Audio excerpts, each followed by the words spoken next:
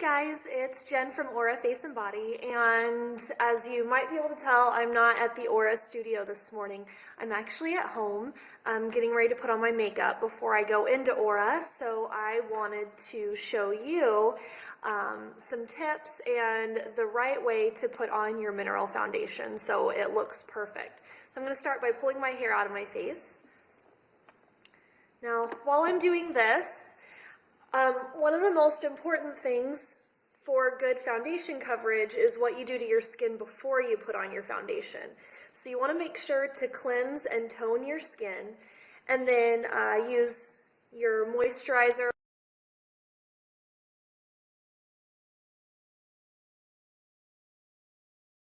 Make sure that you give that moisturizer some time to actually soak into the skin. You don't want to start putting your foundation on immediately after your moisturizer, because if a lot of that moisturizer is still sitting on top of your skin, hasn't really soaked in yet, then what's going to happen when you put your mineral foundation on is it's going to go on kind of clumpy, and then it just turns into a disaster domino effect that you give your moisturizer time to soak in, just maybe like 3 to 5 minutes before you start putting on your mineral foundation. And what you want to do with your foundation is you just want to sprinkle some into the lid.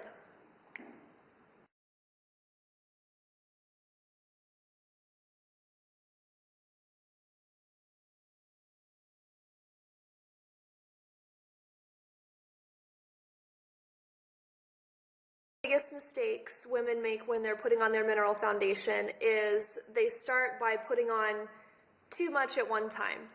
If you want more coverage, what you want to do is apply your foundation in layers. So you want to do one light layer, and then if you want more coverage, then you'll sprinkle more into your lid and do another layer. And you can keep layering it until you get the coverage that you need. So I've sprinkled a little bit into my lid. Next is you want to make sure that you have the right tools to apply it. You can use a brush, so you can use just like this big fluffy brush from Eco Tools, works really well. I've also got another little brush that's designed specifically for applying mineral foundation. You can also use a sponge, so like a little wedge or just one of these.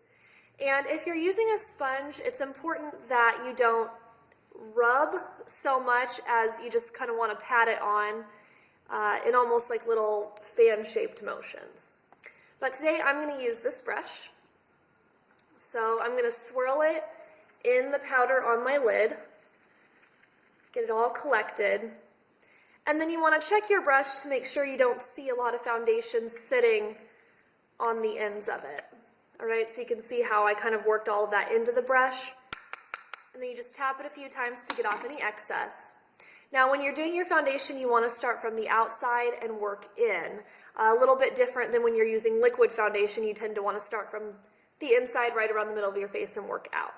Alright, so I'm just going to start up here, and you just kind of buff it on in a circular motion.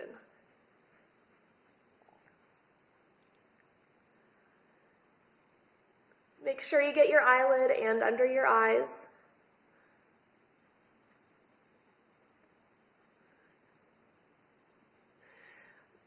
Now, what I like about this particular foundation I'm using is it has mica in it, which is a light reflecting mineral, so it gives your skin that really nice, like, airbrush photo finish quality.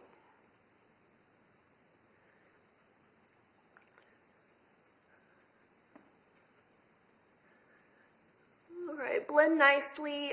You may want to put some on the upper part of your neck.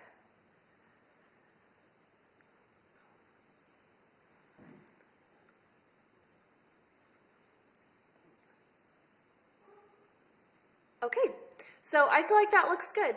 Again, if you want more coverage now, you just do the same thing. You're going to put a little bit more in your lid and then apply that second layer. Doing it in light layers versus getting a ton of foundation and putting it all on once, putting it all on at once, is what's going to give you that nice even coverage and keep it from looking clumpy or flaky. And it's also going to give you that long-lasting coverage, so you want to make sure to do it in layers.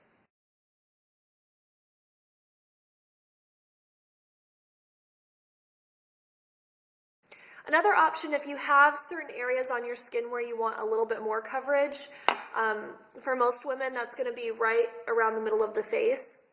You can use either a smaller brush, maybe something like this, or you can use a sponge to get in that targeted concealing with your makeup. So for most women, that's going to be around the middle of your face, and that's a good area to focus on too. When people look at you, the first place their eyes go is this section of your face right here. And most of us tend to have a little bit of redness in this area too. So that's good to concentrate maybe a little bit of extra coverage right there or underneath the eyes. I'm going to use a sponge for this today. So I'm just going to sprinkle again a little bit into my lid. Take my sponge, get it on there. And again, we want to dab, not so much rub.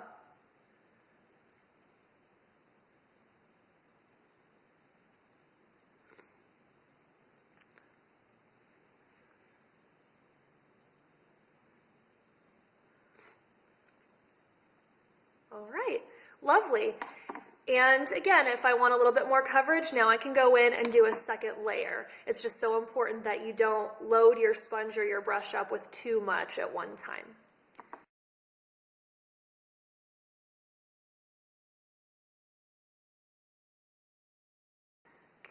All right. Now with mineral foundation, you're going to see it really reach its true color after it sits on your skin for about a minute. What happens is the minerals kind of bloom as they adjust to the natural oils on your skin. So in about a minute or two, I'm going to see kind of the final look of this. Because of that, I also want to wait a minute or two before I put on any finishing powder or blush, right? So I'm going to go ahead and put on my finishing powder. I used my bigger brush for this. You can also use the same brush that you used in your foundation. I like to use two separate ones though. Right. Now with this one, you don't have to be as careful. So you can see I'm leaving it on the ends of my brush. I'm not working it in as much. You can use more if you want to. You don't have to be so cautious about how much you're using. And with my finishing powder, I start from the inside and work out. That way the majority of it gets in that T-zone area that tends to get oily the quickest for us.